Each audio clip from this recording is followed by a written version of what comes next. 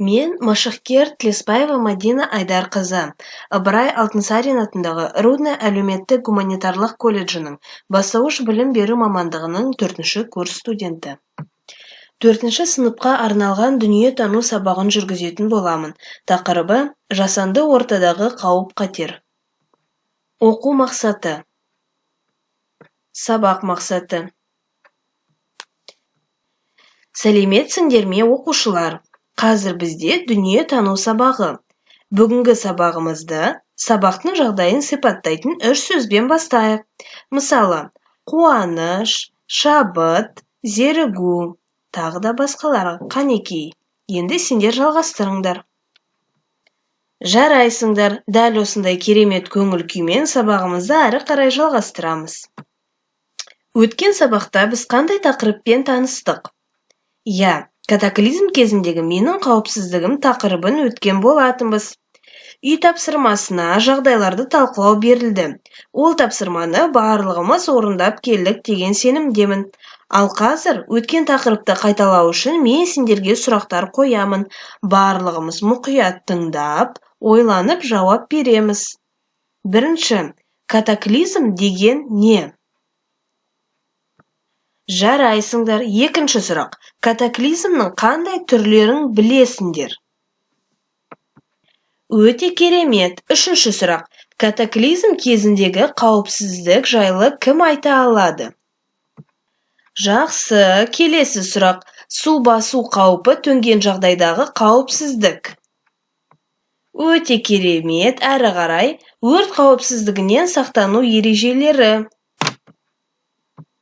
Және соңғы сұрақ, қауіпті жағдайда қоңырау шалу, көмек сұрау орындарын айтып беріңдер. Жарайсыңдар, өте керемет, сұрақтарға жауап бердіңдер. Ендеше үйге берілген жағдайды талқылайық. Кім маған үй тапсырмасына берілген бірінші жағдайды талқылап береді? Өте керемет, балалар. Үй тапсырмасына барлығымыз жақсы дайындалып келдік. Ендеше тақтаға назар аударамыз. Бұл жерде бізде бағалау критериялары берілген. Әрқайсымыз өзімізді бағалап жазып отырамыз. Барлығымыз тақтаға назар аударамыз. Суреттерде не берілген? Барлығымыз мұқият ойланамыз. Суретте табиғатқа зиян келтіретін қауіп-қатерлер берілген. Оларды біз жасанды қауіп-қатер деп атаймыз. Бүгінгі біздің жаңа тақырыбымыз жасанды ортадағы қауіп-қатер. Бұл сабақта сендер үй жағдайында болатын қауіп-қатер туралы білесіңдер. От, су, газды қолданудың түрлі сақтық ережелерін үйренесіңдер. Барлығымыз сызбаға қарап, адамның қандай ортада тіршілік ететінін айтып беріңдер. Жанды және жансыз табиғатқа мысал келтіріп көріңдер. Қалай ойлайсыңдар? Адамның жасанды ортасына не жатады? Жарайсыңдар, өте керемет. Енді бағалау критерияларын жазып аламыз. Барлығымыз мені мұқият зер салып тыңдаймыз. Есімізге сақтап аламыз. Біз жасанды ортада өмір сүреміз. Бұл адам қолымен жасалған жасанды дүниелер.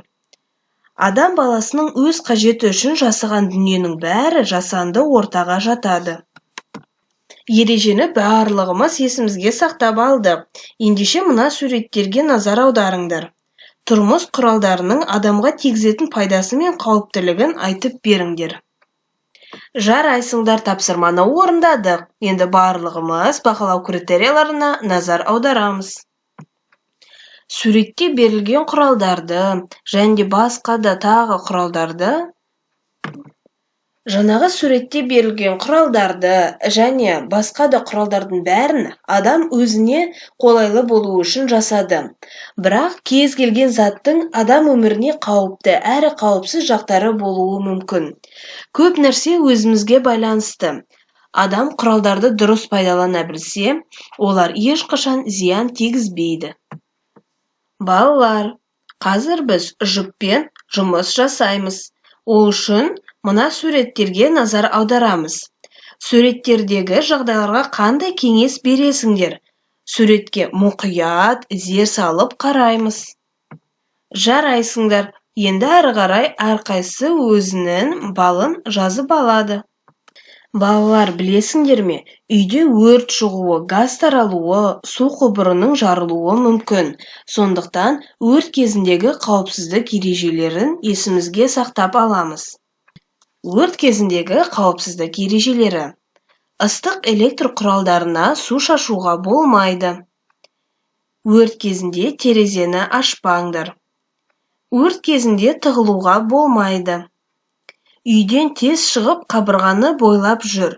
Түтін иісінен уланбас үшін мұрныңды сулы шүберекпен жап. Лифтіні, яғни жеделсатыны пайдаланбаңдар. Өрт кезінде көршілерден көмек сұра. Өрт сөндірушілерге хабар беруін өтін. Естерімізге сақтап аламыз. Егер пәтерде бір нәрсе жана бастаса, отты жылдам сөндіруге тырысу керек. Ол үшін ең дұрысы жанған нәрсенің үстін көрпемен жаба салу. Ауа болмаса от жылдам сөнеді. Ал егер от жалыны өрши бастаса, арнаулы орындарға қоңырау шалу керек. Өрт қаупі ұлғайса, 101 нөміріне қоңырау шалып, өрт сөндірушілерді шақыру керек. Үйдегі адамдар жылдам сыртқа шығуы тиіс. Әрі қарай суреттерге қарап, өрт қауіпсіздігі жайлы айтып беріңдер. Жаңа бәрі айтылды, есімізге сақтап алдық деген сенімдемін. Бөлмеге газ таралғанда не істеу керек? Барлығымыз суретке мұқият назар аударамыз. Жарайсыңдар балалар, өте керемет. Ендеше бағалау критерияларын жазып аламыз. Келесі тапсырмаға назар аударайық. Суреттер мен 82-ші беттегі мәтінді пайдаланып, газ таралғандағы іс-әрекет туралы әңгімелеңдер. Суретші қандай ережені салуды ұмытып кеткен? Сендер ол ережеге қатысты қандай сурет салар едіңдер? Жарайсыңдар, өте керемет. Бағалау критерияларына назар аударамыз. Бүгінгі сабағымызды қорытындылау үшін менің бірнеше сұрақтарыма жауап беріңдер. Балалар, сендер су құбыры жарылған жағдайда не істейсіңдер? Оның ережелерін қалай бейнелер едіңдер? Ендеше мені мұқият тыңдаймыз. Су құбыры жарылғанда не істеу керек? Бірінші, суық су мен ыстық су келетін тетікті жап. Егер құбыр жарылып кеткен жағдайда, ата-анаңа хабар бер. Немесе 112 нөміріне қоңырау шалып, көмек сұраңдар. Көршілеріңді көмекке шақырыңдар.